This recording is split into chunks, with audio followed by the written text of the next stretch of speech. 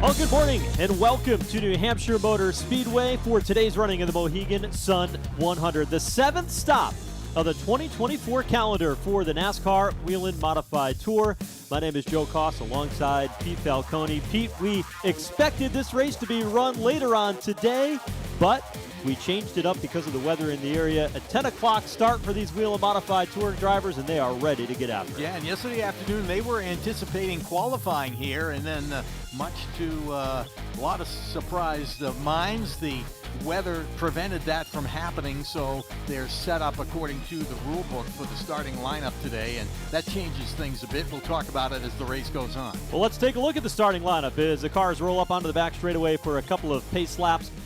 Set by the rule book, Ron Silk, the defending series champion and current point leader, is on the pole. He'll line up alongside Justin Bonsignore, who's pulling double duty today. He'll be in the NASCAR Xfinity Series race later on today. In the second row, the iconic blue number 3, Jake Johnson, the winner at Monadnock earlier this season, alongside the 64 of Austin Beers with 3 top 5s in 2024.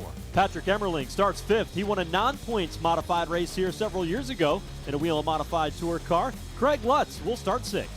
The 7th starting spot goes to the number 22 of Kyle Bonsignore, and then Trevor Catalano will start in 8th in the number 56. The rest of the Catalano clan will start 9th and 10th. The oldest brother, Tommy Catalano, will start 9th. Tyler Catalano will round out the top 10.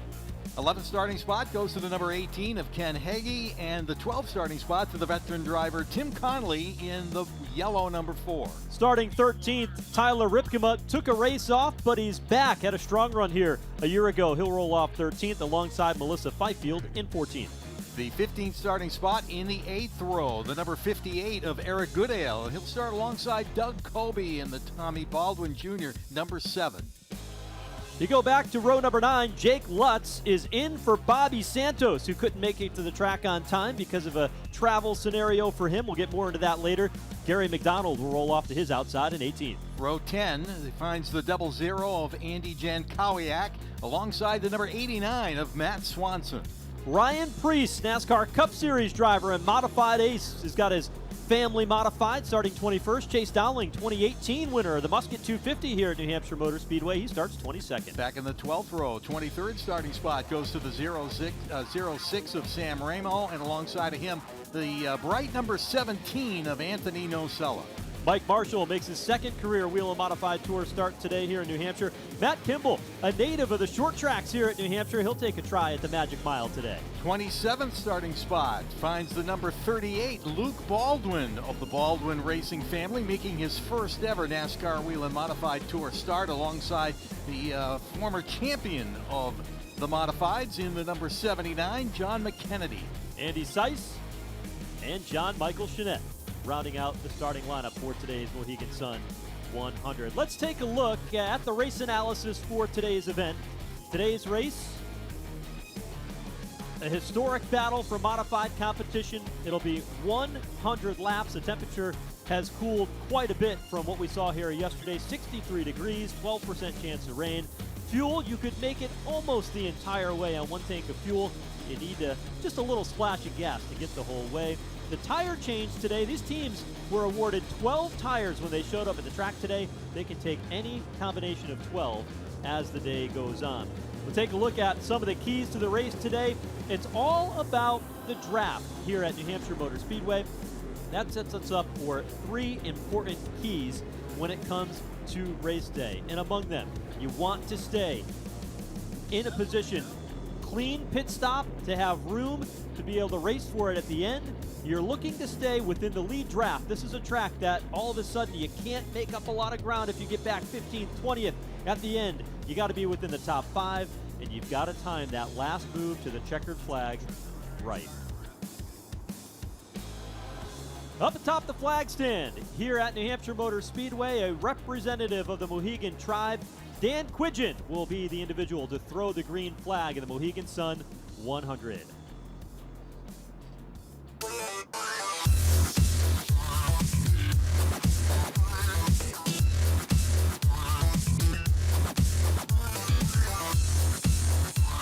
Field rolls through turns 3 and 4. They have waved off the initial start.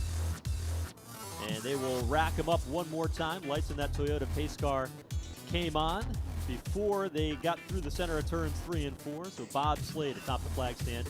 We'll go ahead and just give the one to go one more time. We talked yesterday that there was a one practice session for the Whelen Modified Tour cars. They had an opportunity to see the track for about an hour or so.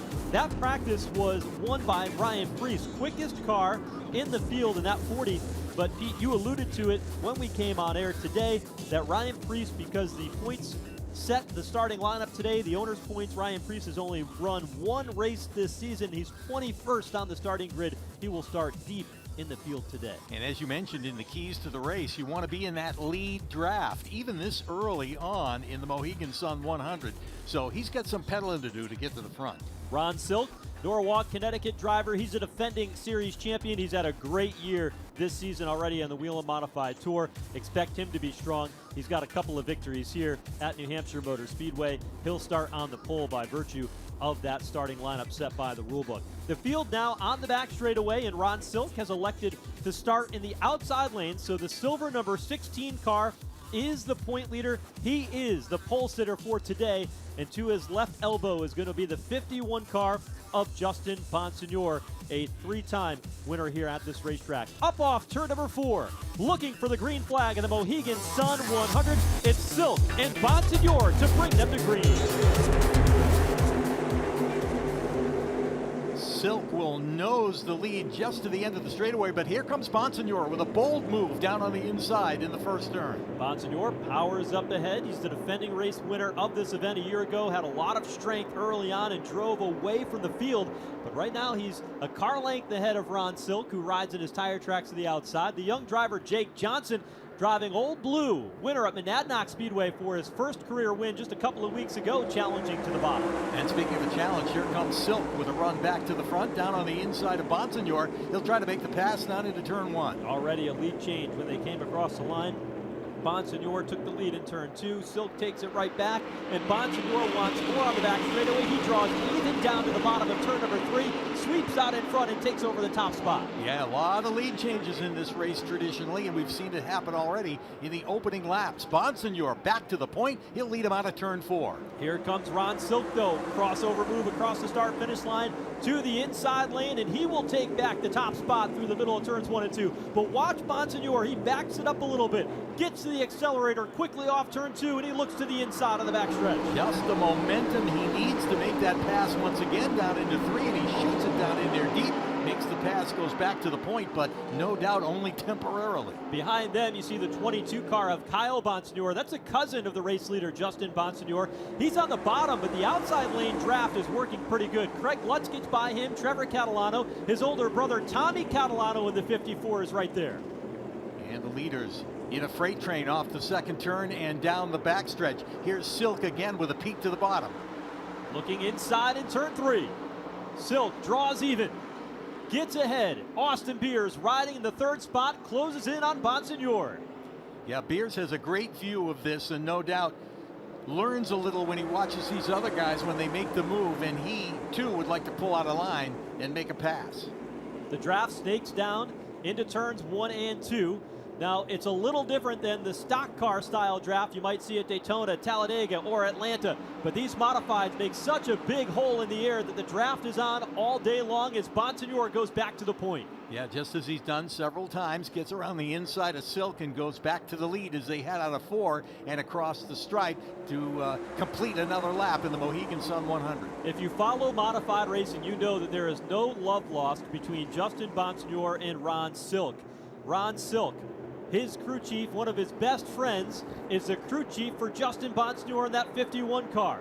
And they know each other well, and they've had their battles over the years for the championship, and there's more already still on the racetrack now. Patrick Emmerling is on the move. He looks to the inside and completes the pass over Tommy Catalano. Just like we've seen up at the front, right there in the middle of the pack, some passes making news here, like Emmerling, who moved to the inside and made that move, still in that mid-pack draft.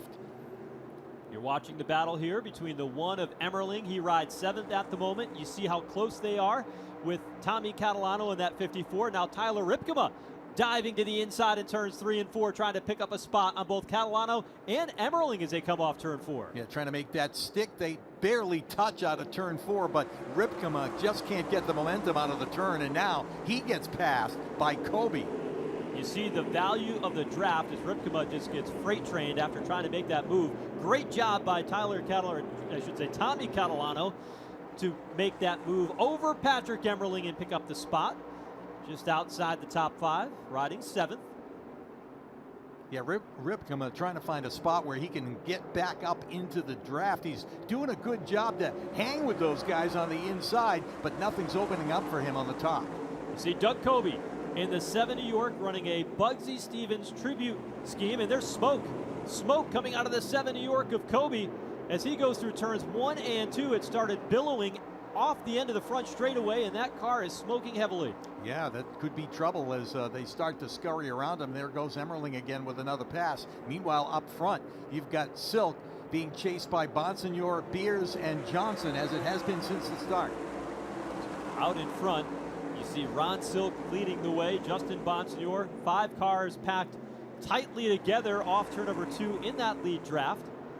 Kyle Bonsignor, he was making moves early on, and he was trying to hang on to that draft among the lead cars, but he has since slid back a little bit. The 7 New York of Doug Kobe continues to smoke out the right side. No doubt a lot of discussion going on between the crew and Kobe as to what that issue may be. Keeping an eye on the gauges as they race down into turn 1. And we've got the caution flag. Caution is out. There's a car stopped along the back straightaway. It's Mike Marshall who has made contact with the outside safer barrier here about 3/4 of the way down the back straightaway at New Hampshire Motor Speedway. Mike making his second Whelen Modified Tour start. Made a start at Thompson Speedway Motorsports Park earlier the year as part of Icebreaker Weekend in April. But his car now in the outside wall. Very tight quarters racing here at New Hampshire Motor Speedway in the draft. And everybody on the loud pedal here now 10 laps in of 100 today. Yeah, heavy damage there to the right side of the MLM Diagnostics 28 for Mike Marshall, and a tough break to be out this early. So let's take a look at some of the drivers that we had our eye on at the start of the race who started toward the back of the pack that we knew would be pretty quick. We saw that Ryan Priest started in 21st. He's been able to move up to 19th so far. He's picked up a couple of positions early on. That was the fastest car in practice earlier today. We also had the Luke Baldwin car, and Luke started deep in the field as well. He's picked up quite a bit. Luke started in 27th in his debut. He's driving the yellow number 38 today, the SS Racing entry. And there's Ryan Priest in the 40 car. Flamingo Motorsports, race choice on the side of that car. Flamingo Motorsports, the sponsor for Ryan Priest when he won his only Whelen Modified Tour Championship back in the 2013 season. Alongside him, you see the yellow 38 of Luke Baldwin. Mike Marshall out of the 28 car. New England drives Ira Acura Westwood. Shop our exceptional lineup of new Acura models. And with Acceleride, purchase online and we'll bring your new Acura directly to you. Looking to sell? We'll buy your vehicle. Any make, model, or year. We're paying top dollar. Need service? We have you covered. Our factory-trained technicians will have you back on the road safely in as little time as possible. Visit us online at IraAcuraWestwood.com. New England drives Ira. We're 11 laps in to the Mohegan Sun 100 from New Hampshire Motor Speedway.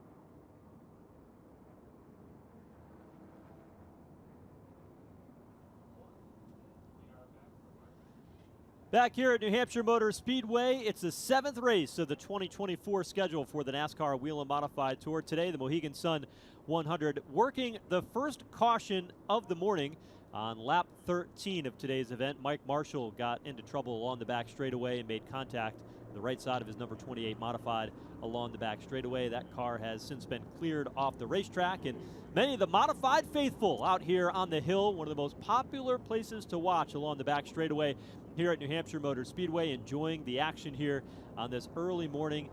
Camping here at this racetrack, always very, very full. The parking lots are full, even with the weather in the area, and the faithful are here to see open wheel modified competition. And Pete, so far, several lead changes among two of the veterans of the series with Justin Bonsignore and Ron Silk. They've been up on the wheel for the first 10 laps of green flag competition. Yeah, we talked about early on some of the guys that were starting in the back because we did not have typical qualifying.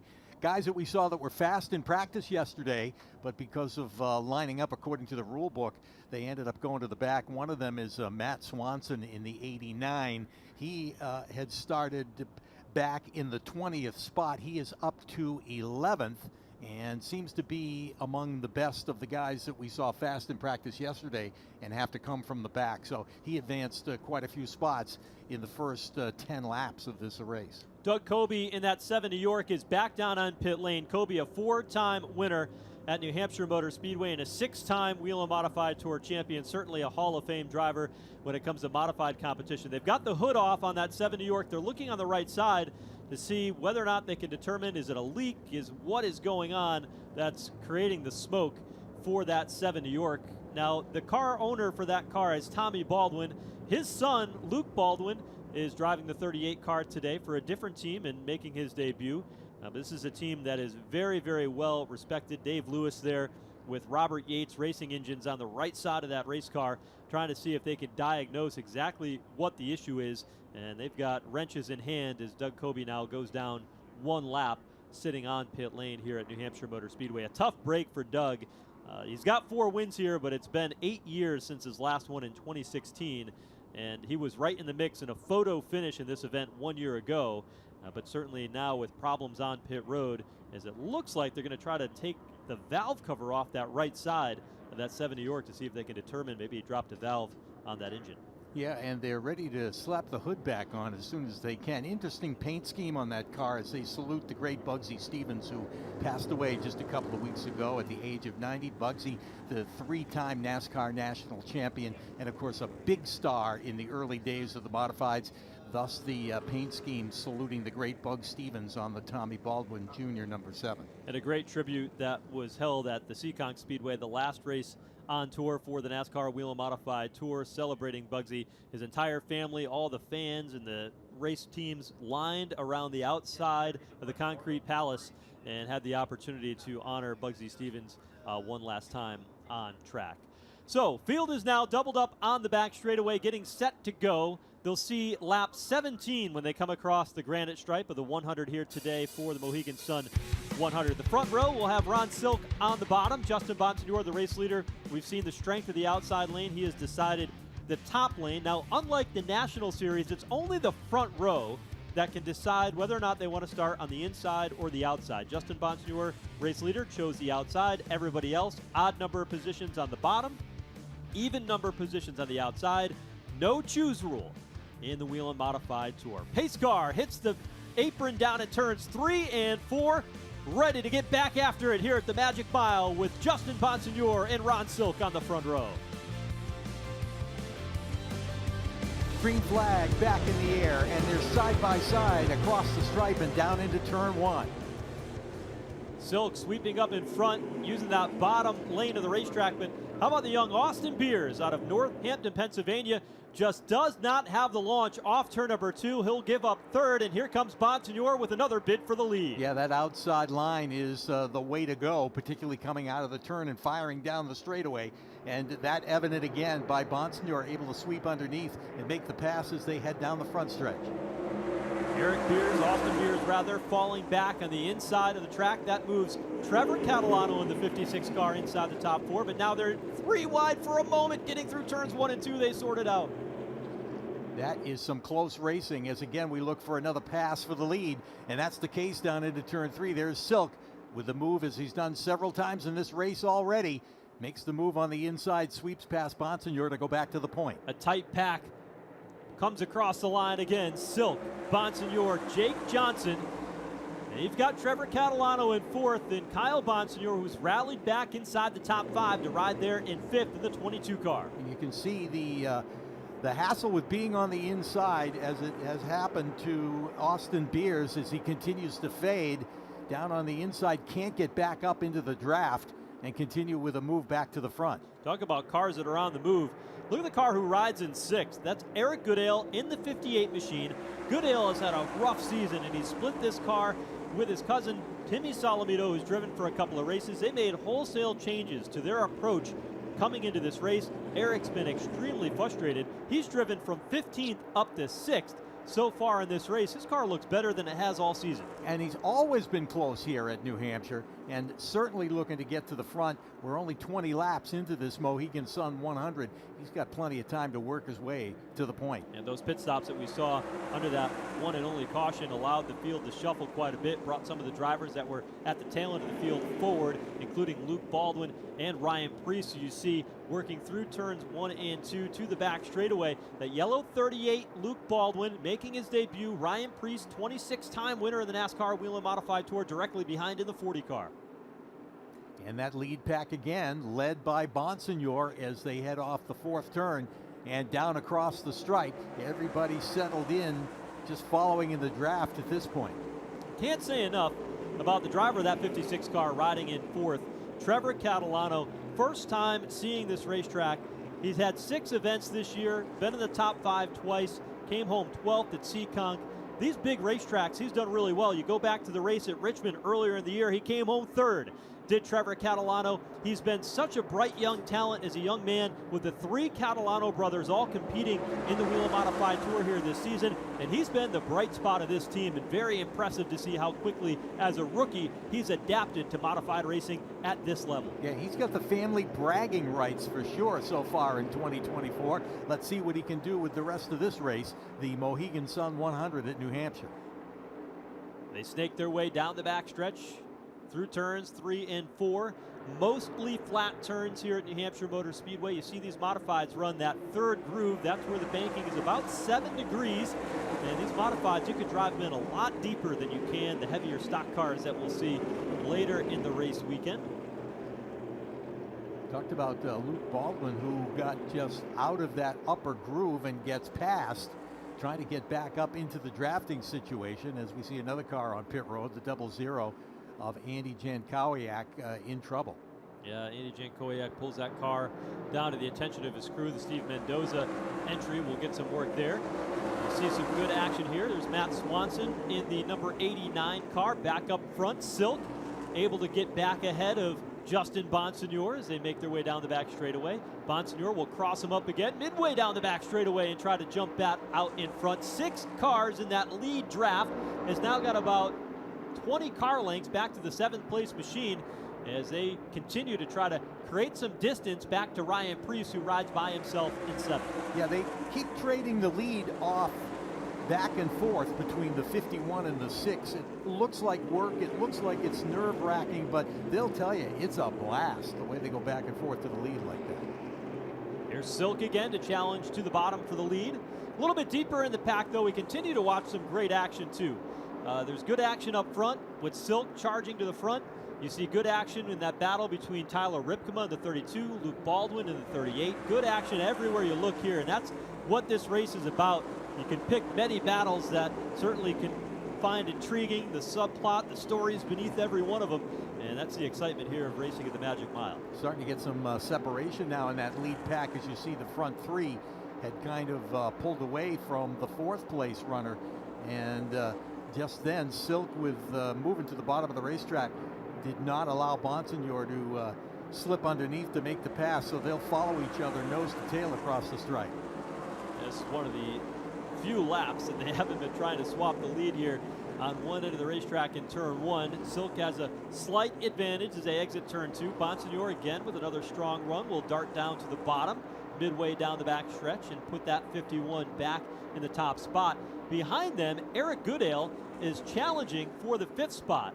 A moment ago, Kyle Bonsignore moved into 4th. Trevor Catalano now back to 5th. And Eric Goodale trying to take that spot away, but can't do it as they come across the granite stripe. Yeah, went down on the inside, trying to make the pass, and just lost some of the momentum there, so pulls back up into line. And part of that lead freight train, if you will, on the backstretch. And Ryan Preece now lurking within 6 car lengths of that lead draft of 6 cars as he closes in. Now 2 car lengths, now 1. It's a 7-car lead pack at the front. Bonsignore out in front and Preece at the tail end.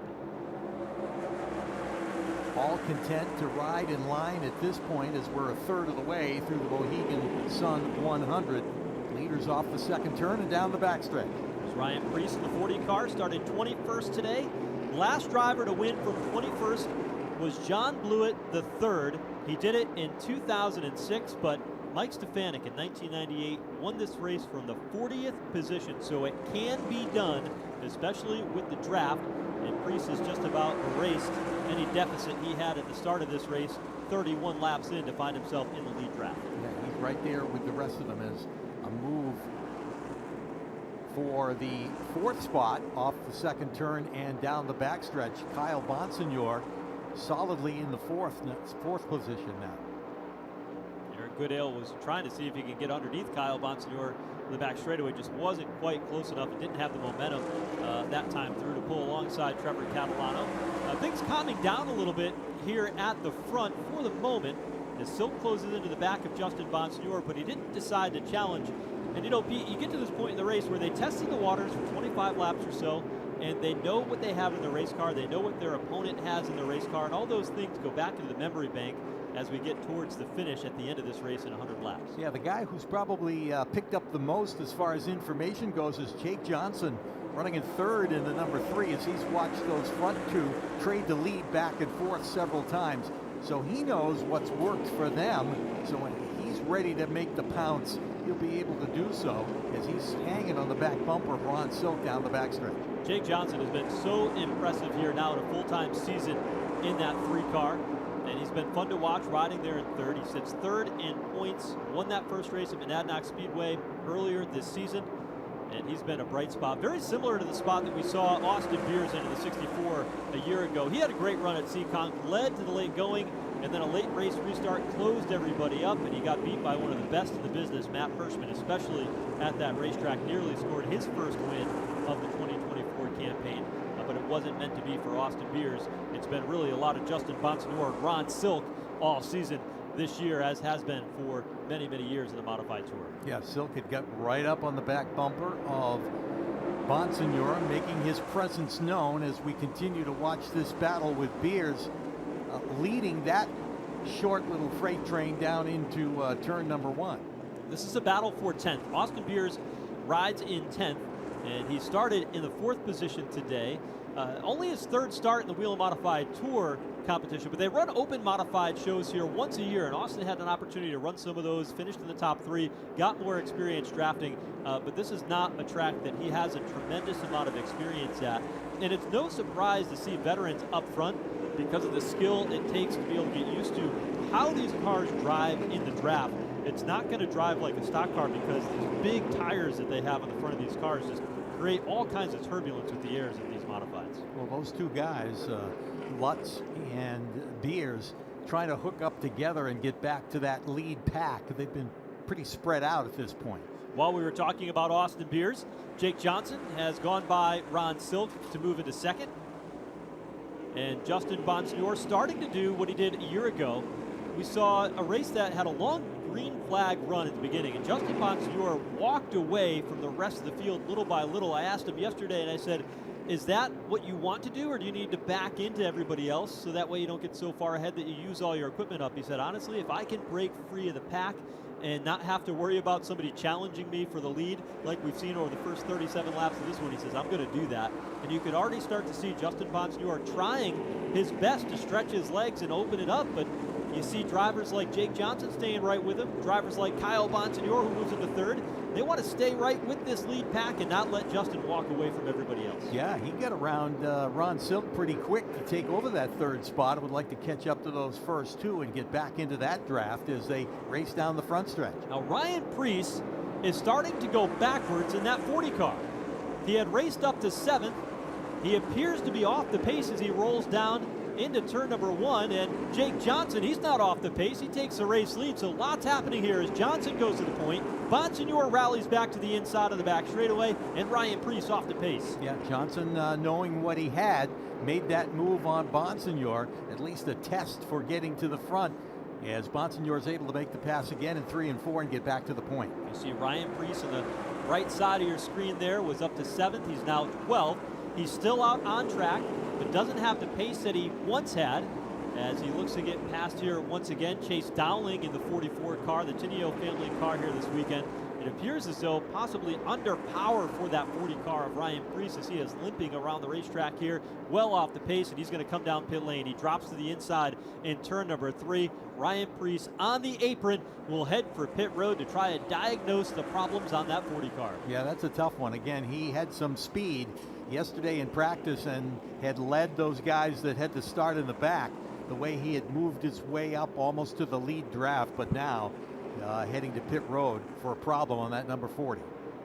So 41 laps in, Ryan Preece on pit road, and the caution flag now out. One car slow on the front straightaway. It's Gary McDonald, and his car limping across the line, continues to roll on. Justin Bonsignor comes across the line in the 51 car and will take that yellow flag. 42 laps in, second caution of the day in the Mohegan Sun 100 here at New Hampshire Motor Speedway. Justin Bonsignor is shown as the race leader.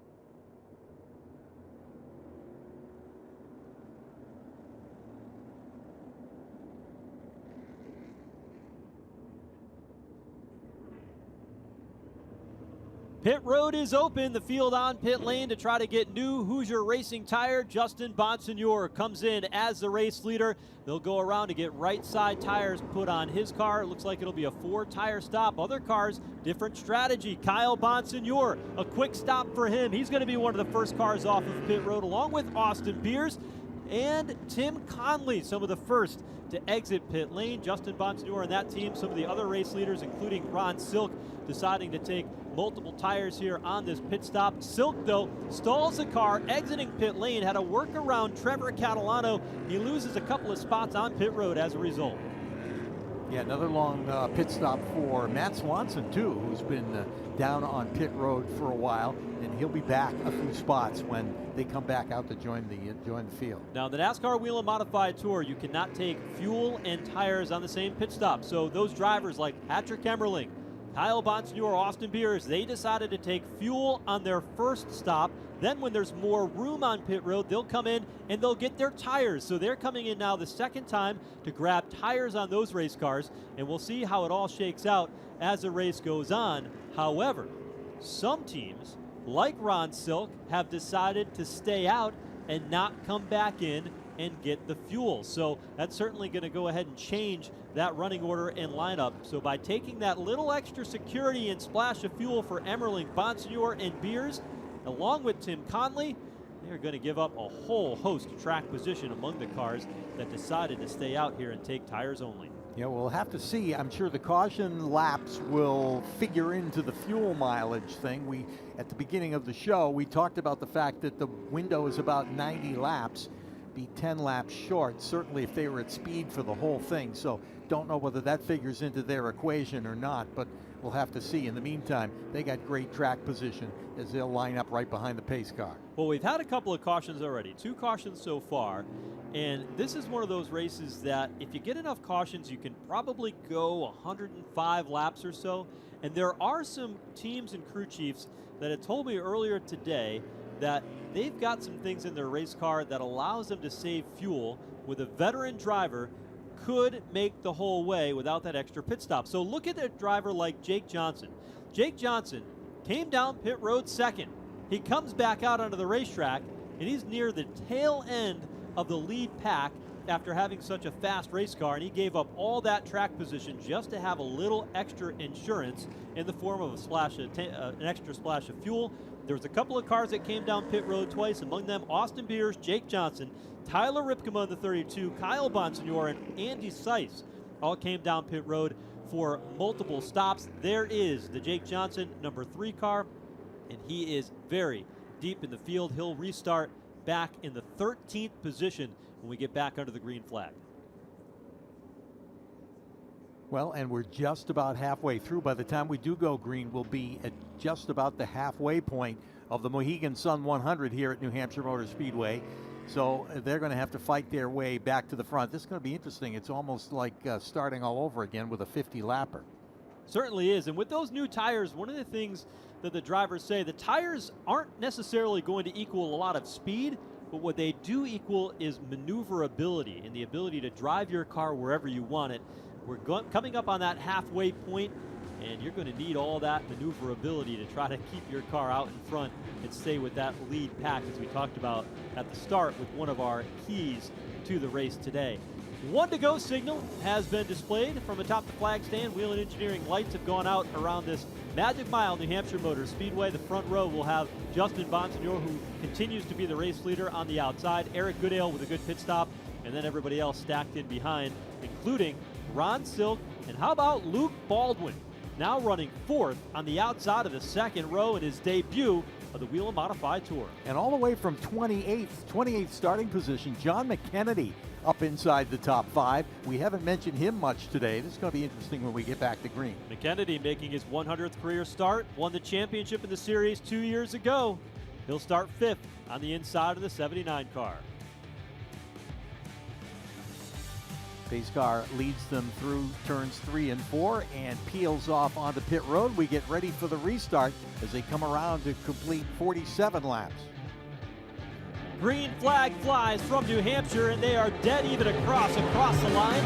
Eric Goodale keeping pace with Justin Bonsignore into turn number 1, pushes him up the racetrack. Goodale to the race lead for the first time today. Now Silk to the inside of Justin Bonsignore on the back straightaway. Yeah, Goodale using a lot of the racetrack down into turn 1, and that forced Bonsignore to get out of the throttle, but he's able to maintain second place even with all those guys charging up behind him. 17-year-old Luke Baldwin in the 38 machine takes sole possession of third. Ron Silk and John McKennedy backpedaling on the inside lane of the racetrack. To the outside comes everybody else, including Trevor Catalano, Tommy Catalano in the mix as well, as that bottom lane moving backward. Yeah, they're looking for a place to get back up into the draft if they can.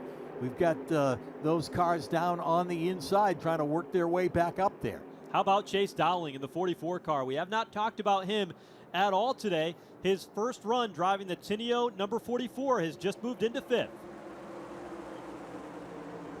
Here's a move by Bonsignor as he takes a peek to the inside down into turn one. He's able to make the pass. Goodale tries to set him up to get back around him, and the caution flag is out. Caution is out for the third time today here at New Hampshire Motor Speedway. 50 laps in. Jake Johnson in trouble over in turn two. And so is John McKennedy, right up against the wall in that number 79. Has obviously done damage to the right front. Those two guys battling for position. And it looks like at least McKennedy's day will be done. Johnson was able to drive away from it. So past halfway, race official in the Mohegan Sun 100. John McKennedy stuffed in the outside wall in the middle of turns 1 and 2. And a tough break for him after a good drive from the back of the pack. Started fifth on that restart. And then problems later for Jake Johnson as he went spinning. Got stuck deeper in the pack by their pit strategy on pit road. Another look at it here as they go down into the turn. Johnson went up the racetrack. They got 3 wide for a moment, and then he and McKennedy came together as they ran out of room, and that was a vicious hit for the 79 of John McKennedy. Both right side tires up in the air before coming to a stop there in the outside safer barrier. Yeah, it looked like maybe he took Emmerling by surprise, and Emmerling had nowhere to go but to run into the back of him, and that sent him sailing across the racetrack and into the wall. A very dejected John McKennedy climbs from the number 79. He had restarted in 5th spot, thought maybe he had something here for the second half of the race, but his day is done. Yeah, McKennedy from Chelmsford, Massachusetts, former champion of the series just a few years ago. His 100th start today. Not going to be holding the checkered and the trophy at the end of the day. Jake Johnson was able to continue on. He stayed out on the racetrack.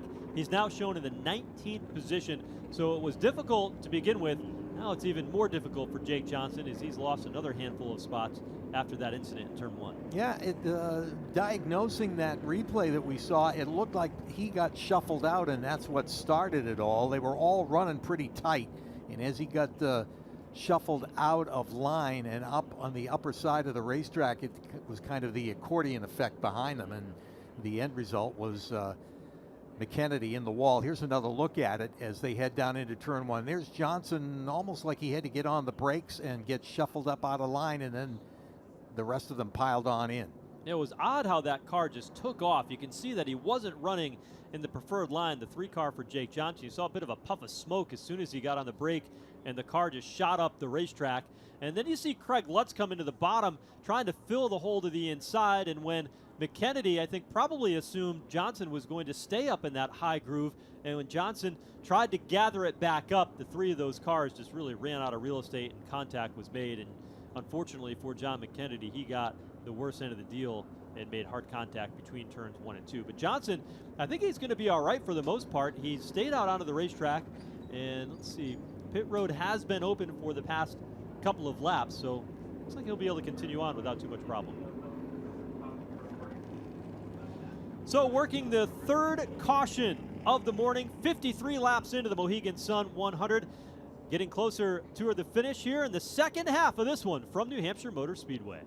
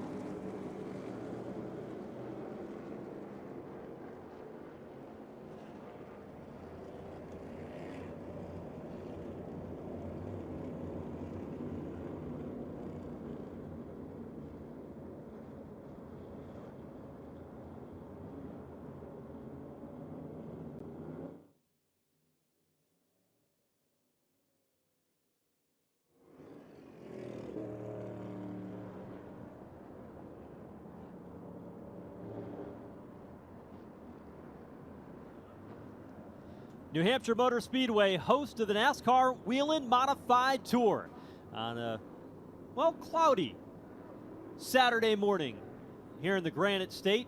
Field doubled up for the restart one more time in turns 3 and 4. Eric Goodale, the race leader, will opt to restart on the bottom lane of the racetrack. Justin Bonsignor has been up front all day long alongside as the pace car heads in.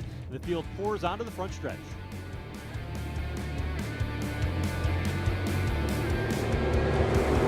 They're shuffling all over the place, heading down into turn 1, 3 wide there for a moment as they race through the first and second turn, but Goodale trying to get away.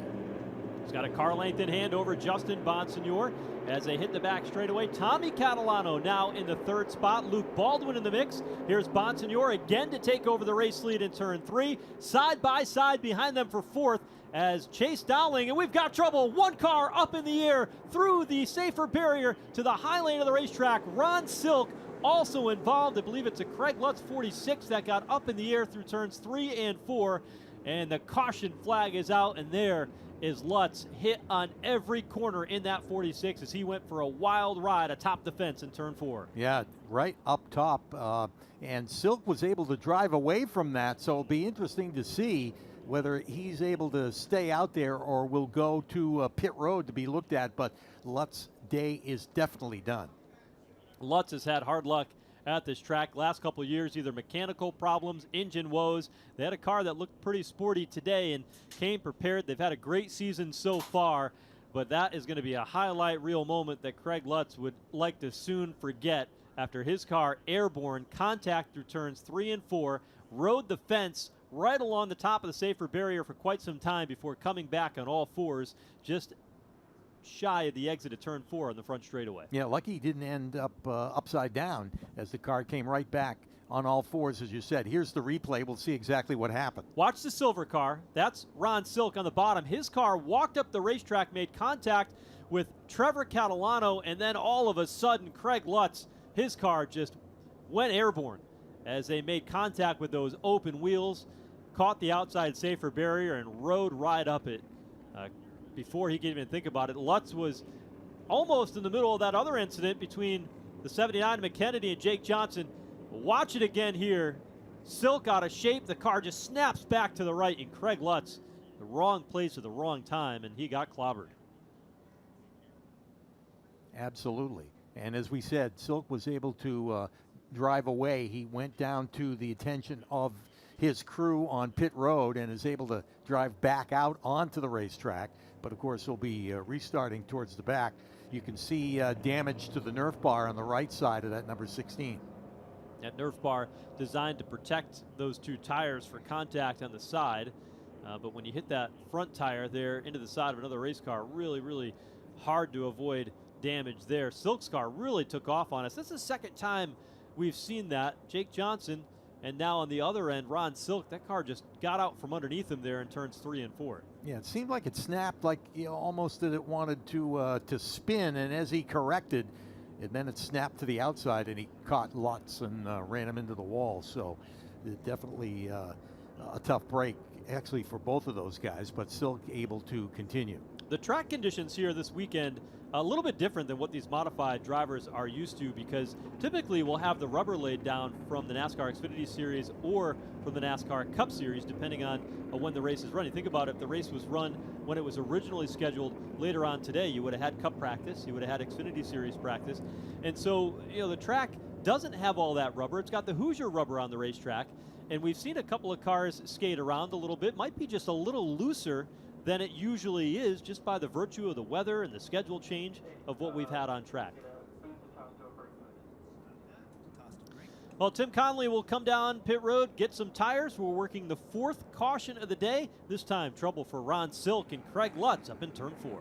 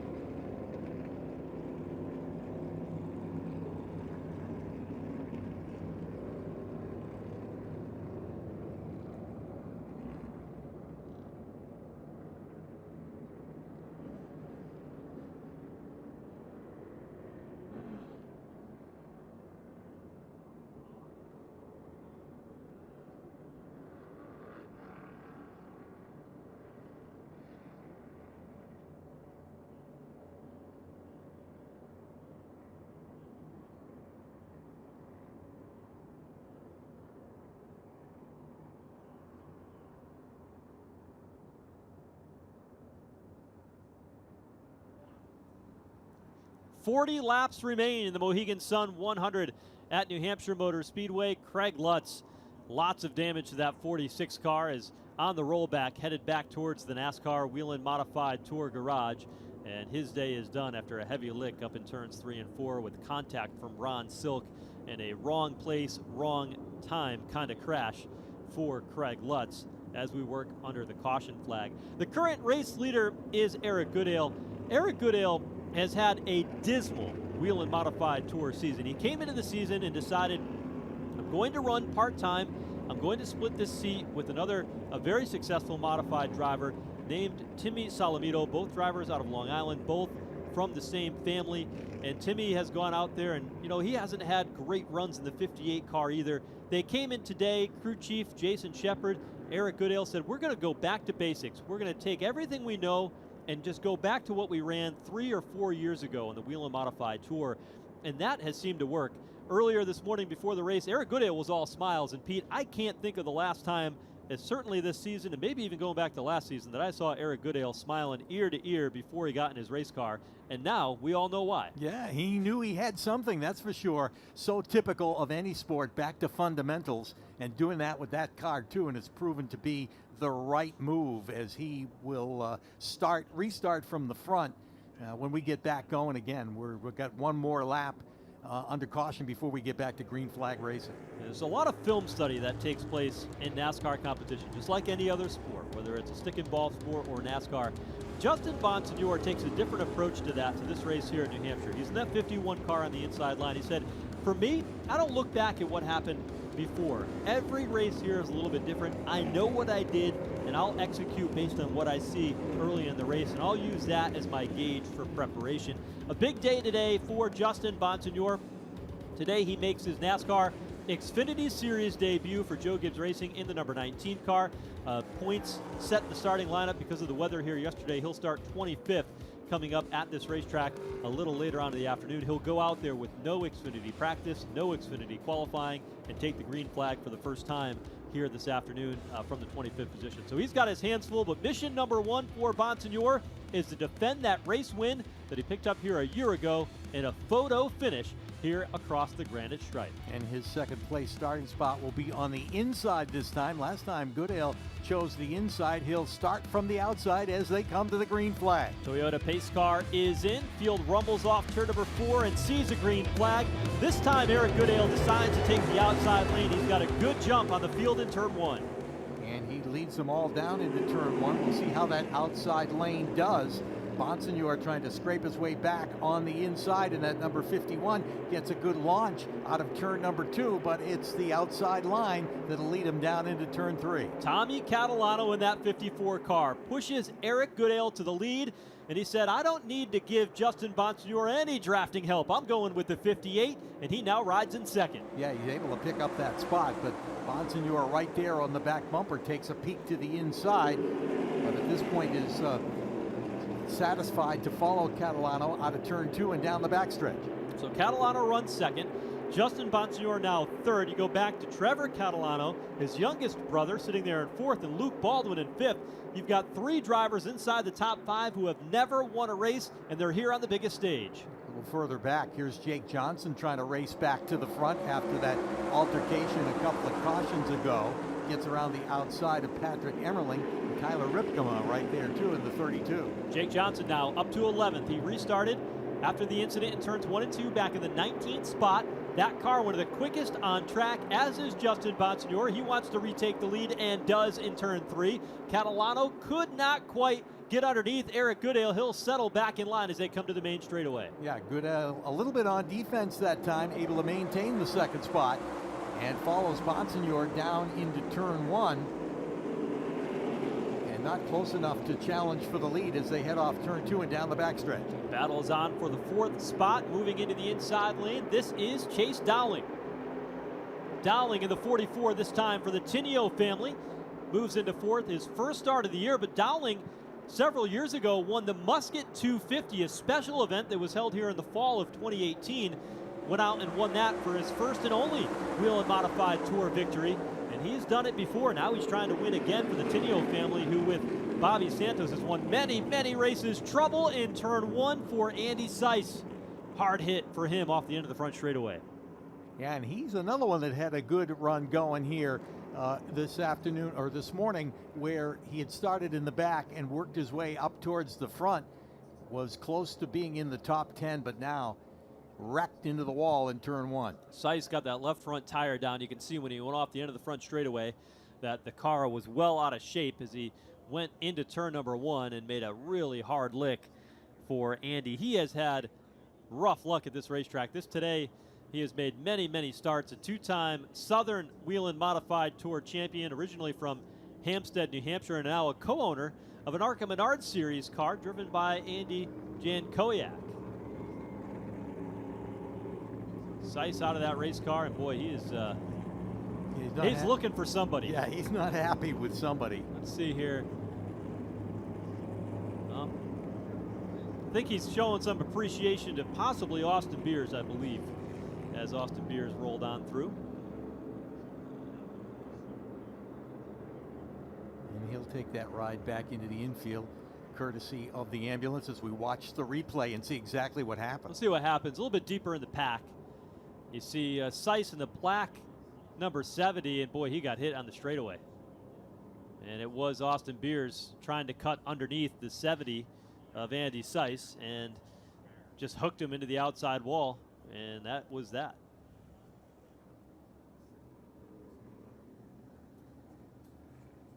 Get another look at it here. It'll be just outside your frame, and boy, that was a hard hit. Yeah, by Austin Beers. Just absolutely misjudged it. Yeah, Beers looking to try and get underneath him and just hooked him in the left rear, the bumper on the left side of the race car, and just enough to turn him sideways and up into the wall. And look at the bumper on the 64 of Austin Beers. That thing pointed skyward. That is not generally how they come. I guess it's not as steep of an angle as I thought it was, but it is up the 64 for Austin Beers. Beers is generally a very conservative and clean racer out on the track. Not characteristic for him to see him misjudge a move getting down into the corner like that, but maybe just a little bit too late to make that move getting into turn 1 and just ran out of real estate to cut underneath Andy Seiss.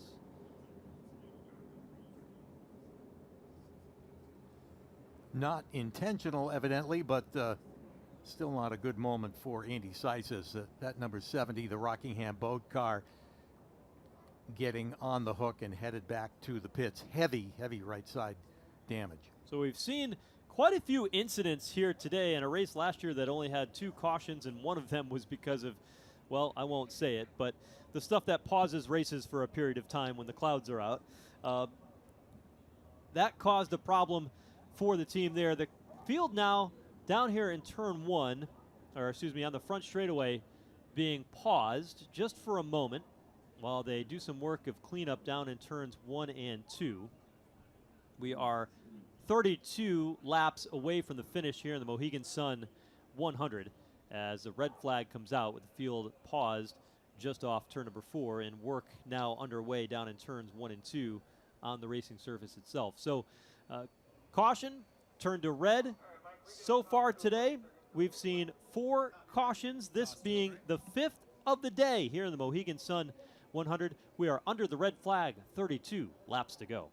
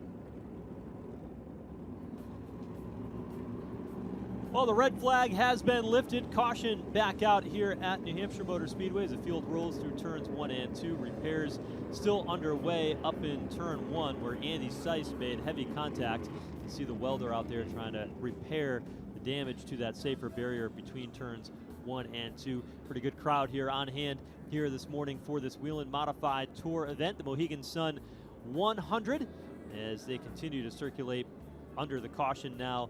31 laps from the finish here this afternoon.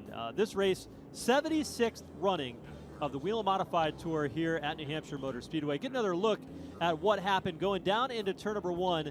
Austin Beers got into the back of Andy Seiss off the end of the front straightaway, and that right front pushed right into the wall for Andy Seiss out of Hampstead, New Hampshire, ending his day with a hard hit in turn 1. Yeah, it looks like they might have actually punched a hole in the wall, and that's what they want to repair. Yes, there's some give to that wall. It is a safer barrier, but that doesn't mean that once it's done with its give, there isn't a chance to rip it up, and that's the case, as you pointed out, the welder down there trying to fill the opening in the wall. So we'll wait till that gets done before we turn them loose, and some drivers taking advantage of this caution flag to get on pit road. Among them, Tyler Ripkema is down on pit lane. Back in is Tim Conley. We see the Tyler Catalano 84, John Michael Sinet, and Ken Hagee all coming down pit road to get some service here today while we've got a little bit of time here as the laps wind down under the caution flag here in the Whelen Modified Tour Mohegan Sun 100. The NASCAR Whelen Modified Tour's got a busy summer schedule as the summer rolls on. Next race will mark the halfway point. It'll be here in the state of New Hampshire. It'll be off to the Monadnock Speedway up in Winchester, New Hampshire. It's the Duel at the Dog, Saturday, July 20th, Monadnock Speedway. Lancaster Motorplex up in Western New York on August 6th. Thompson Speedway Motorsports Park, one of the highlights of a Wednesday night program, August 14th, and Oswego Speedway on Labor Day weekend. The series continues on through Riverhead Raceway in September, Monadnock Speedway again, North Wilkesboro Speedway for the second year in a row. Back to Thompson in October for the World Series of Speedway Racing, and the champion will be crowned at the Martinsville Speedway in Virginia, where the winner will get one of those famed grandfather clocks, and that'll wrap up the 2024 NASCAR Whelen Modified Tour schedule. Yeah, a lot to go yet, as a matter of fact. So, yeah, this race will be certainly a big boost to some of those guys that are fighting in the point standings, but get a long way to go here in the 2024 season. Yeah, it's a lot going on, and we have seen, I think, some of the best racing of the Whelen Modified Tour in recent years. You go back to the race last time out at the Seekonk Speedway. Now here today at New Hampshire, we've seen multiple lead changes along the way. Unbelievable the way we've seen Justin Bonsignor fend off the challenge. He's led 50 laps so far. Eric Goodale's been out front. Ron Silk, Patrick Emmerling, all being shown as race leaders throughout the day. We've seen some of the young drivers come up and mix it up. We saw Trevor Catalano toward the front. Luke Baldwin has picked up 22 positions in the race from where he started today. He rides in 5th. There's been a lot of storylines in this one that has certainly made it entertaining, and we are still a long way from the finish. Yeah, well, great lineage there for Luke Baldwin, and no doubt he's had a lot of conversations over the last week with people that have had real success here at New Hampshire Motor Speedway, and goes in with a head full of good ideas, and it's proving that he listened well, as you pointed out, solidly inside the top 5 at this point, and a great run going here this morning. Yeah, Luke Baldwin drives that number 38. It's a car that's owned by Hermie Sadler, former NASCAR racer, and Virginia State Senator Bill Stanley. It's Sadler Stanley racing out of Virginia. They usually don't run that many races in the Whelen Modified Tour, but they had this car prepared. Bobby Labonte had driven it in the 38 car back at the Richmond Raceway earlier this year. Baldwin's a third-generation driver. His grandfather, Tiger Tom Baldwin, a 6-time winner of the NASCAR Whelen Modified Tour, one of the greats on Long Island and beyond. His dad, Tommy Baldwin, who won the Daytona 500 as a crew chief in 2002 when Ward Burton won He's been a Cup Series car owner. He's been a consultant, a crew chief, you name it. He's done about everything you can in NASCAR racing. And now Luke Baldwin said, I'm going to take it further. I'm going to go farther as a driver than anybody else was. 17 years old, wants to be in the Cup Series, third-generation driver. And he's got Austin Cindric spotter Doug Campbell, who's spotting for him today, the Cup Series spotter, along with many other Cup Series spotters that are spotting for these teams today. Luke Baldwin, the 38, expected to run up front.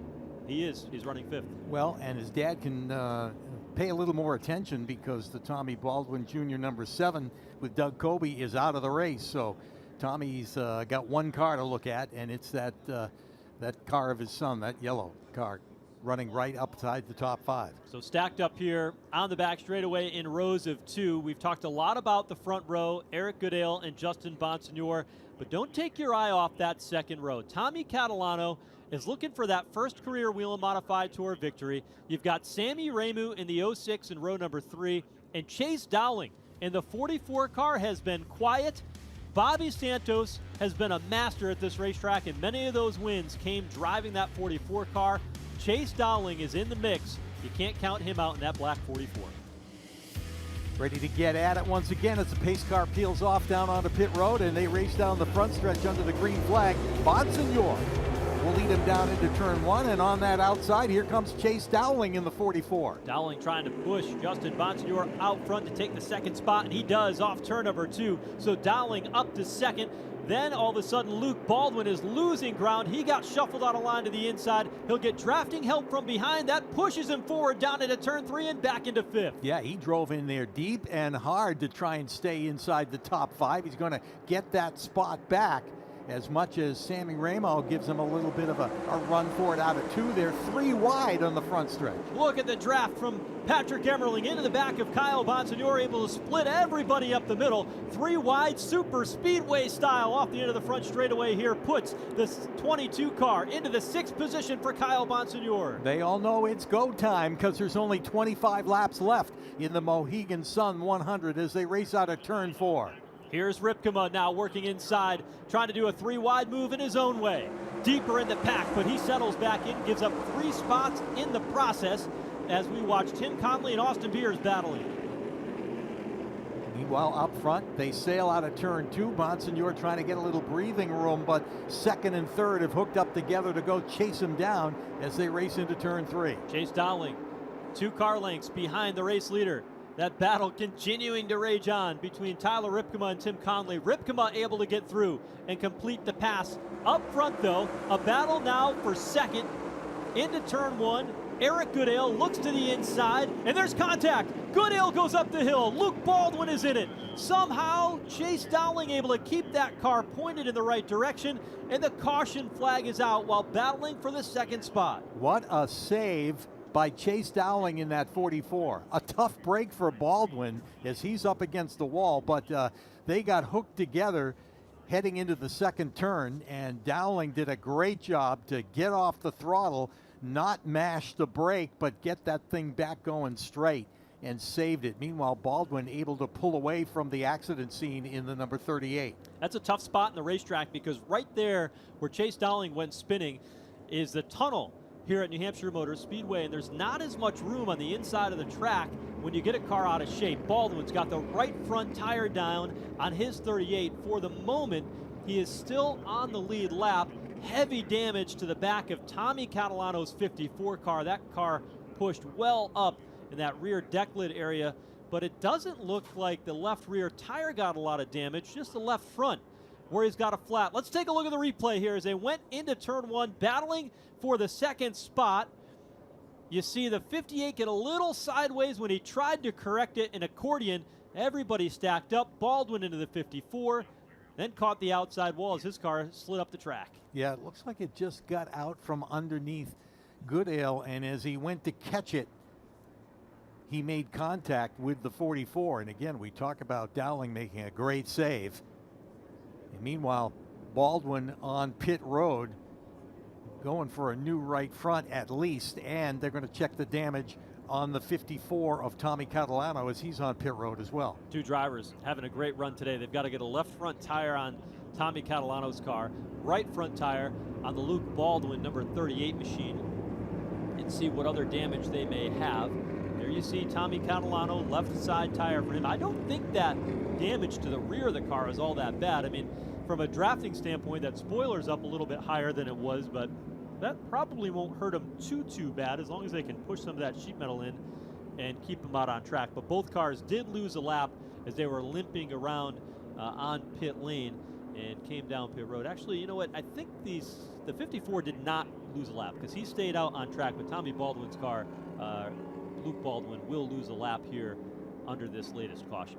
Well, you can see going to be mostly aerodynamic damage to that number 54 as he's able to pull away. The crew took a good look at the clearance between the left rear tire and the body, and obviously gave it approval that it will not even rub at speed. So he's going to get back out there, and looks like maybe he's going to bring it back down onto pit road and look at it again. Meanwhile, Baldwin pulls out of his pit stall.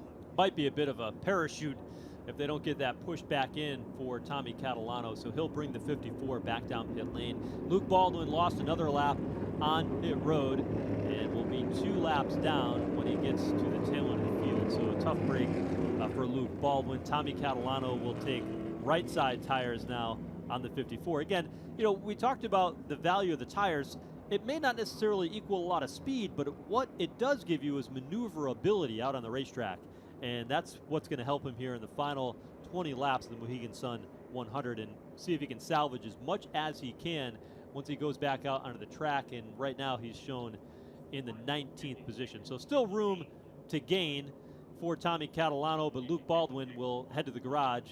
Looks like his day's done. Yeah, obviously more damage than just a flat tire on that car, and he'll go back to the pit area and actually park right next to the Baldwin 7 New York, as Catalano's had some work done on that car, a little bit of sledgehammer to the rear, trying to push that deck down a little bit as we see a replay of how this all happened. And keep an eye on the 44 of Chase Dowling as this incident goes on. The contact there, Dowling is sideways, dirt tracks it through the corner, somehow kept it straight, saved it a second time, and was able to keep that car rolling once again. And because of that move, Dowling only fell back to 7th by the time the caution flag came out. And so he was still able to maintain some of his track position and still be a contender as we get to the finish. But you pointed out that he did get hit in the left rear, right on the left rear tire. Whether that's going to cause any issues when they get back under green. He was doing quite well there, actually in a battle for the lead. So we'll have to see if he can maintain that kind of speed when we get back under the green flag. So field now working into turn 3. They have not yet given the 1 to go signal as they continue some of the cleanup down there in turns 1 and 2 to make sure that the track is 100% ready to go before they fire them loose here one more time. And if you like modified racing, New Hampshire Motor Speedway, they put on a great show, but they do in just about every track that they go to. Again, we alluded to the next race in July, a JDV Productions event, the Duel at the Dog, Monadnock Speedway, not too far from here in Winchester, New Hampshire. I invite you to come on out for that Saturday event and be involved with everything that the Whelen Modified Tour has for us as the season goes on. You go from one of the biggest tracks in the circuit to one of the tightest bull rings, and that chrome horn, you think they're using the chrome horn today? They're going to use a lot of it come up in July, the next race for the Whelen Modified Tour. Well, they came from one of the great bull rings of New England, the great Seacon Speedway, where they ran the last time. Then they come to the big track here that they look so forward to, and then back to another one of the quarter-mile racetracks at Monadnock. So a lot of work for these crews to get it figured out. There's the fan zone here at New Hampshire Motor Speedway. It's a little quiet right now because the modifieds are on track. Is that the ride you did yesterday, Joe, you were telling me about last night at dinner? Yeah, I can't do rides like that because I got that motion sickness and it does not go well for me. Oh, that's right. You were on the mechanical bull. Yeah, I was at the mechanical bull. That's what Yeah, it was yeah. you were telling me about. Yep, Yeah. and I got thrown off. Yeah. Great atmosphere here at New Hampshire. Of course, everybody on Sunday wants to good lobster dinner here at the Magic Mile. Loudon the Lobster will be waiting in the wings for the NASCAR Cup Series winner, and that's all part of the tradition here as NASCAR New England hits the magic mile. So the field has been given the 1 to go signal. It'll be 16 laps to go when they see the green flag. We've seen 6 cautions so far today. And it's Bonsignor on the front row, both of them. Justin on the inside, his cousin Kyle Bonsignor on the outside in the 22 car, and they'll go toe-to-toe here on this restart. Yeah, for the Bonsignor family, bragging rights here as they'll go at it once the green flag drops with just 17 laps to go in the Mohegan Sun 100 here at New Hampshire. Patrick Emmerling in the 1 car will start 3rd. Jake Johnson in the 3 car has rallied back up to 6th. These cautions in the late going have helped him. He's going to be a factor before it's all done. Pace car ready to head for cover on pit lane. 16 laps to go when they get the green flag in the Mohegan Sun 100 as the field rolls through the restart zone. There is the green flag, and there goes that inside row. It is the 51 of Bonsignor taking Emmerling with him down into turn 1. Patrick Emmerling may be the best drafting partner in the field as he pushes Justin Bonsignor to the race lead, but Kyle Bonsignor in the 22 goes to the outside groove. He'll challenge for 2nd on the back straightaway as Emmerling gives a big shot into turn 1. The Catalanos tied up in turns 1 and 2, and that'll bring out the caution flag for the 7th time.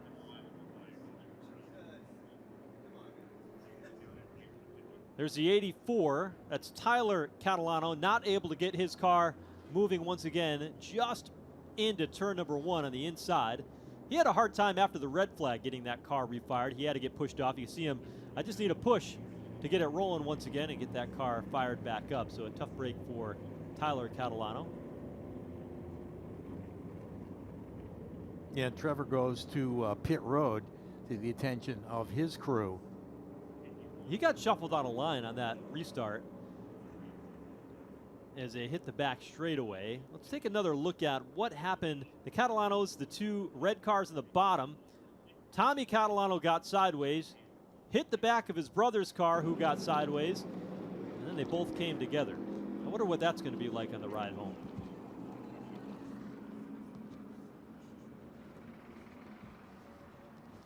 Got taken out by his older brother. And it's been a rough go with the Catalanos. They have had a lot of good showings like they've got today, but now, 16 laps, 15 now from the finish, just can't put it together to get those top 5s that they show the strength of all day long. And tough break for that entire family with Trevor getting shuffled out of line there on that restart off turn 2. Tyler's car finally refired and rolling back out on the racetrack. And Tommy, the issue that he had in a wrong place, wrong time incident in turns 1 and 2.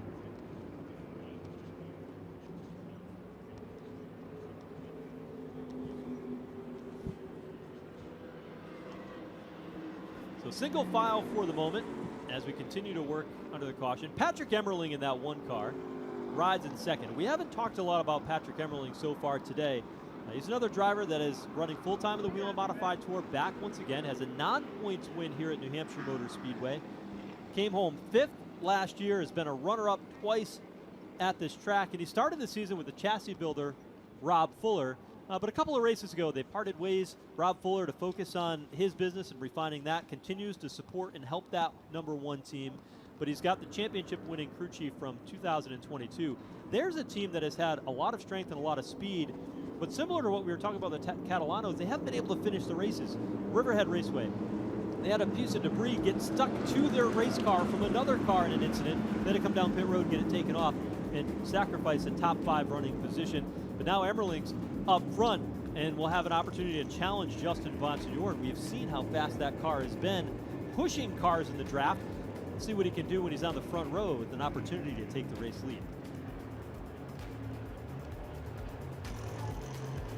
They're going to reline the lineup. I was going to say they're shuffling up a little bit here before we go to the green flag. That's going to put the Bonsignors side by side in the front row once again. The reason for that, in the Whelen Modified Tour, the start and finish line is the one and only timing loop. And the last one that the entire field crossed was when they got the green flag. And that is why you see Justin Bonsignor and Kyle Bonsignor back on the front row. And really the reason for that is because most of the tracks that we go to, they've got one scoring loop. This track has a Cup Series, but that doesn't come into play. They keep the rules the same for all the tracks that they run on. Field coming to the green flag. It'll be 12 laps to go when they get the green. Pace car is in. Justin Bonsignor with help from Patrick Emmerling behind as they get the green. Side by side down into turn number 1. Bonsignor by a length will lead him through the first and second turn and down the backstretch. Kyle Bonsignor with a much better start that time will remain second. Gets the draft again from Patrick Emmerling. Sideways off the end of the back straightaway is a bit of contact. Bonsignor ropes it back in, and then Justin able to open up the 2-car length advantage. Yeah, Kyle got a pretty good shot from Emmerling, who was pushing him down the backstretch, but able to keep it straight and then race across the stripe. Again, Bonsignor 1 and 2. How about drivers back into the mix? We were watching Jake Johnson in the 3-car. Ron Silk has now raced his way back inside the top 5 after that incident he had in turn 1. So Silk back up to 5th, and we saw the strength of his car in the early stages of this. Does he still have the magic to challenge for the win today? Yeah, and this is important for him in his chase for the championship as he's able to get back up towards the front. These cautions have benefited him to gain positions, and with just 10 laps to go, he's making a charge back to the front. Top 2 able to break away ever so slightly from 3rd and 4th as Eric Goodale looks inside of Patrick Emmerling in turn 3. He's able to make that pass by working the bottom into 3. Now let's see if Emmerling's going to cross over and try to take it back as they race across the stripe. Can they track down the top 2 though? Justin Bonsignor and Kyle Bonsignor running 1st and 2nd. You see 10 car lengths back to 3rd. Tyler Ripka making moves to the inside of Anthony Nocella. There's contact there. Yeah, those guys are going to have to get together in a freight train if they're going to catch those top 2. They continue to drive away. Goodale in the 3rd spot, Emmerling in 4th. And yeah, we haven't talked much about Anthony Nocella. That bright colored number 17 is up there in the mix with Chase Dowling. Nocella had a pretty good run on this race 2 years ago. Here's Ron Silk in turn 1. Can't do anything there, falls back in line. And with each lap, the leaders continue to drive away to their advantage. Emmerling now hammered on the back bumper of Goodale down the backstretch. Again, those guys would all like to hook up and catch those leaders. Off turn 4. Justin Bonsignor with 8 laps to go. 7 as they come across the line, and a healthy advantage back to 3rd, 4th, and 5th. That's the battle that we see on the right side of your screen. Eric Goodale leading that draft in 3rd. Patrick Emmerling in the 1 car, the 16 of Ron Silk. Side by side behind is Tyler Ripma. Makes a surgence here at the end of this one to try to get inside the top 5. And again, they race together, but they're not closing in trouble. That's Anthony Nocella up against the wall in the number 17. That's going to bring out a caution flag. Caution out once again. Nocella knocked out of the groove to the outside of turns 3 and 4. In that 17 car for Michelle Davini. Racing since her late husband Mike Davini passed in April, and this race team continues on with Anthony Nocella behind the wheel, and he will keep that car rolling, but not without some contact first. And he's not happy with Tyler Ripma. We'll have to see exactly how those 2 guys got together, but yeah, he was making a charge to the front. It's the first time we've talked to him since we gave the starting lineup at the beginning of this thing, as he was racing to get up solidly inside the top 5, and this time brings out the caution. There are going to be a lot of unhappy people at the end of this race. We have seen quite a few upset drivers and teams in a very intense race. Let's watch this. The 32 of Ripkema on the bottom. Anthony Nocella in the 17 of the outside. They got down into turn number 3. And like we've seen many times today, the car just did not stick on the bottom. Ripkema drifted up, contact was made, and Nocella into the outside wall. Well, and Nocella did a great job to not get in there any harder against the wall. He kind of drifted on all 4s all the way up to the edge of the wall and just barely bounced off with those Hoosier tires, and he's able to keep going without having to hit pit road. So 95 laps complete. I want to go back to that pit stop that we saw just before halfway. There was a couple of cars that came down pit road twice to be able to get that little extra insurance, that little extra fuel. Among them, the 22 car of Kyle Bonsignor. The rest of the leaders, as you roll through the field here, they have not come down pit road that second time for fuel. We talked about the fuel window being 90 laps, and we've had a lot of cautions here today that should allow it to extend.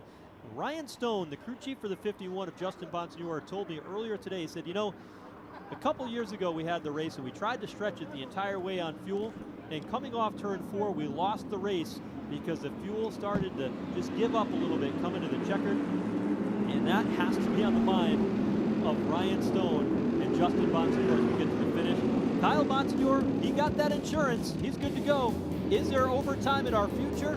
Is this the final finish? It'll be a 3-lap shootout for the Mohegan Sun 100, and it's about to get wild. Yeah, and if it doesn't go green to the end, that's when maybe some concern about the fuel if we end up getting into overtime here, as they're doing the calculations now to count the number of caution laps we've had and how much the driver's been able to save. We'll find out when we get back to green flag racing as the lights have gone off on the pace car, and they'll turn them loose next time around. The drivers have said that when you come to the white flag, you want to be the driver leading the race. That way you can control the final lap. We'll see if that plays out to be true here today. 3 laps to go. The Magic Mile has lived up to the billing here today in New Hampshire. The pace car will head for cover. Justin Bonsignor squaring off against his cousin Kyle Bonsignor on the front row. Through the restart zone, they're off and running as the green flag is out. Now, with each of them a dancing partner with them, Goodale on the inside and Emmerling on the outside, right behind the Bonsignors as they race through the first and second turn. Advantage to to Justin Bonsignor. Justin Bonsignor to the lead, midway down the back straightaway. It's Kyle Bonsignor and Patrick Emmerling. Now everybody closed up. That gap that they had built up before the caution has disappeared. The top 3 single file off turn 4. 2 laps to go at the line. Across the stripe, it is Justin Bonsignor trying to repeat here in 2024.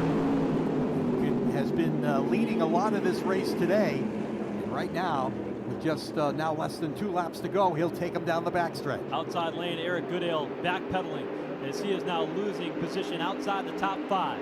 Into turn 3, they'll see the white flag this time by Justin Bonsignor in command. Kyle rides second. Third, you've got the Emmerling number 1 and Chase Dowling in 4th. White flag is out in New Hampshire. Last chance to make a move, and one of those doing that is the 44 of Dowling as he dives to the inside trying to get to the 3rd spot. One more opportunity. Can Kyle Bonsignor set up Justin? Justin is away with a 3-car length advantage down the back straightaway for the final time. Yeah, since that last restart, he's been able to drive away, and he's in a comfortable spot right now as they race through 3 and 4. Off turn number 4, Justin Bonsignor looking for the checkered flag for the 2nd year in a row. Justin Bonsignor wins in New Hampshire. Kyle Bonsignor, great run for him, comes across in 2nd. Chase Dowling in the Tinio 44 will finish 3rd. Patrick Emmerling and Sammy Ramu rounding out the top 5. Tommy Catalano rallying back after the troubles he had. Eric Goodale, Jake Johnson, Austin Beers, and Ron Silk, your top 10. But it's Justin Bonsignor, a dominant performance, led 78 laps today to win another here at New Hampshire Motor Speedway, his 3rd win at this track, and back-to-back victories for the 3-time champion Justin Bonsignor.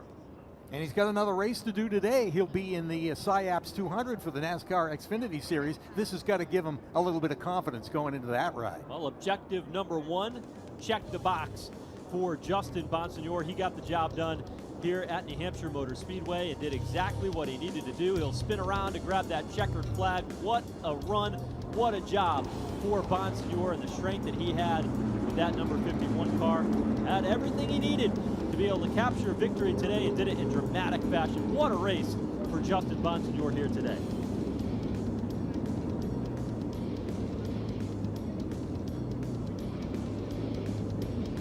Going to climb out. Get unhooked and climb out. Grab that checkered flag right there at the granite stripe. There's Justin Bonsignor, your Mohegan Sun 100 winner here at New Hampshire Motor Speedway. Picks up that Sunoco checkered flag from Sean Houlihan, the NASCAR Whelen Modified Tour official. And, you know, it'll be a really good day if Justin Bonsignor is holding that flag several hours from now with the Joe Gibbs Racing Toyota right behind him. What a day for him. Certainly going to give him a bounce and step. But now he's got to adjust from this sleek, lightweight, modified with these big tires to that heavy NASCAR Xfinity Series car that's going to drive a whole lot different than what he just did for 100 laps here today. Well, he's going to get to enjoy this for a little while, as he's got, as you mentioned, a little time between this race and the next one. He's got quite a ways to go to get to the front in the Xfinity race, because qualifying for that was canceled yesterday. So he's headed right now to Victory Lane to pick up that Mohegan Sun 100 trophy. We'll hear all about it when he goes in there for the second year in a row. Justin Bonsignore, the winner here at New Hampshire. The Bonsignore will make his way down to Victory Lane here at the Magic Mile. A big day for him indeed. Continues to chip away. One of the top 5 drivers in the all-time win list for Justin Bonsignore. Ted Christopher is the next that Justin Bonsignore has to try to bypass. He's got 42 victories overall, and Justin Bonsignore right there as well. Just an outstanding career for Bonsignore and his entire team. Ryan Stone, Ken Massa, the entire group that have been able to put just such a successful program in this team over the years to be able to continue to be a factor in the Whelen Modified Tour. Today, win number 42 for Justin Bonsignore, tying him with 3rd all-time in the Whelen Modified Tour win list with the great and late Ted Christopher.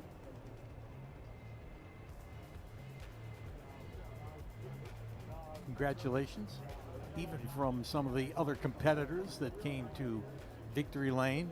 His cousin there, Kyle Bonsignore, offering congratulations a moment ago. It was Chase Dowling that came over to say hello. But what a run, what a show. The lead changes we saw up front early with Justin Bonsignore and Ron Silk. The battles throughout, we saw different players at the front. We saw some tempers flare, and there's going to be some conversations, I'm sure, among teams and drivers after this one to discuss what happened out on the racetrack. And that all lived up to the billing of another fantastic finish here at New Hampshire. Yeah, and this will tighten up the points race a little bit too, as Silk was 16 over Bonsignore coming into the weekend. Silk officially finishes in the 10th spot, and of course Bonsignore with the win. Big congratulations from family in Victory Lane, and soon he will get to enjoy it. We'll hear about his win, his 2nd in a row here at New Hampshire. Wife Taylor and young son Evan joining his dad in Victory Lane here at New Hampshire. There's Justin's dad stepping in to offer congratulations. Ken Massa, a big part of the opportunity for him to be able to run in the NASCAR Xfinity Series later on today. His car owner in this modified number 51. And this could be the start of a very, very big day for Justin Bonsignore. Bonsignore climbs out of his car. Let's go down to Victory Lane. This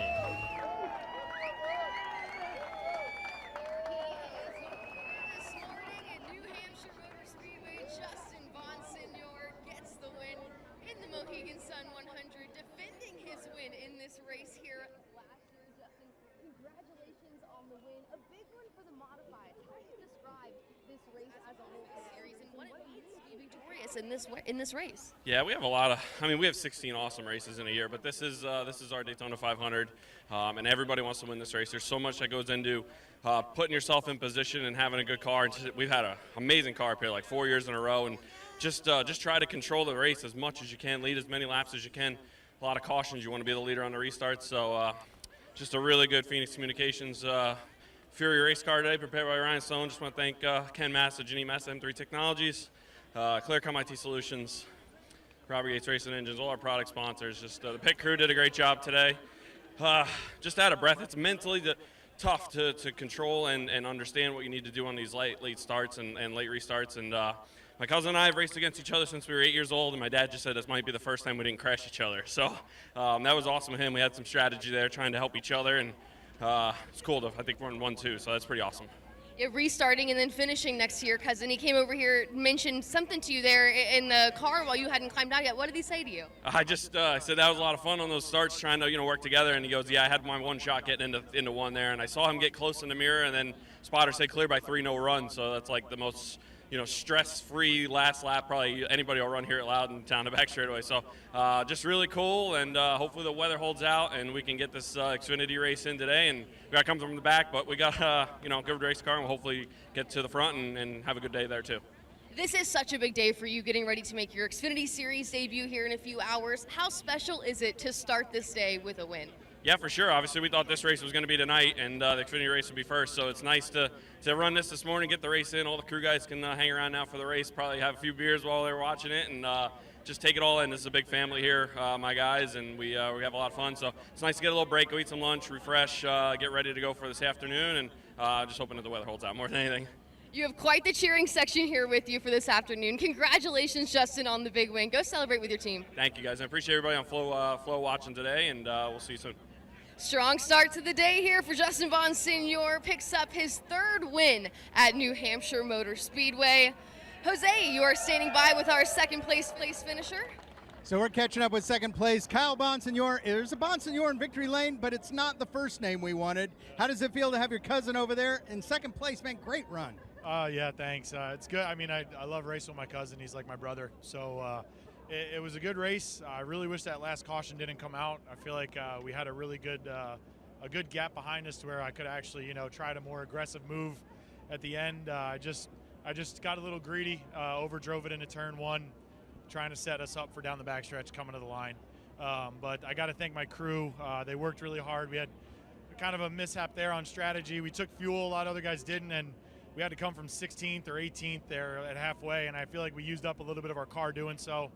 But that's the brakes. I got to thank, Robert Yates Race Engines, Chalou Performance, Brembo Brakes, Magnus Transmissions. We got Stone's Performance. Cam McDermott did a great job setting it up. I feel like my cousin and I had the best cars, and it showed there on that second to last run. We were able to pull away by about 10 car lengths. Just wish it would have went green for those last 4 or 5 laps, because I feel like we would have been in a better spot having more room behind us, because you got to be cautious there. They could pounce at any time. So, but no, I mean, overall a good race. We've had a rough start to the year, so this is a good momentum builder, good points day. We had a couple of cars in front of us wreck. So got to say hi to everybody back home, all my family in Illinois, and I'll see you guys.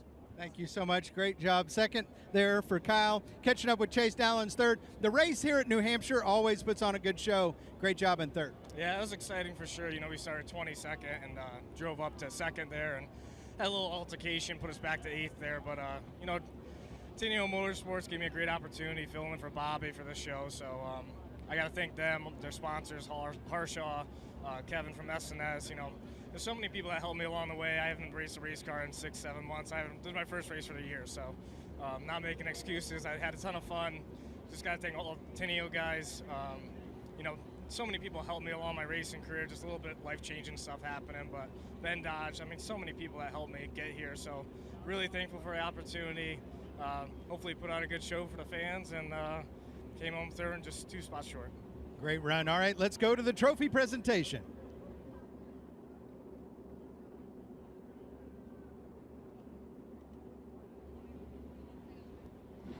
Down here in victory lane, Justin Bonsignor defending his win here at New Hampshire Motor Speedway, about to receive this beautiful trophy on behalf of the Speedway. And on behalf of New Hampshire Motor Speedway and Mohegan Sun, Daniel Quidgen would like to give you this trophy and say a few words to you today, Justin. On behalf of Mohegan Sun, congratulations on a back-to-back win here in New Hampshire.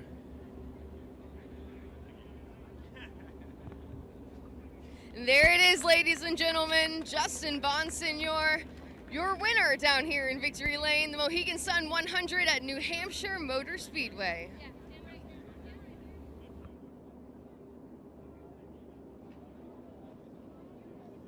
Well, thank you, Jesse. That's the thoughts of Justin Bonsignor, our top 3 finishers. Another great race here at New Hampshire Motor Speedway. Just to remind you, coming up, the next stop on tour, Monadnock Speedway, Saturday, July 20th. Not too far from here in Winchester, New Hampshire. You go on to Lancaster Speedway, beginning of August. Thompson Speedway Motorsports Park on Wednesday night, August 14th. And Oswego Speedway on Saturday, August 31st, up in Western New York on Labor Day weekend. A great show today for the Modifieds. They put another one in the books. Justin Ponstewart gets his 42nd career victory in NASCAR Whelen Modified Tour Competition. I'm Joe Koss alongside Pete Falcone. Thanks for everybody as part of our production team with Flow Sports and at NASCAR Productions. Thanks for joining us. The NASCAR Modifieds of the Magic Mile up next, July 20th from Monadnock Speedway.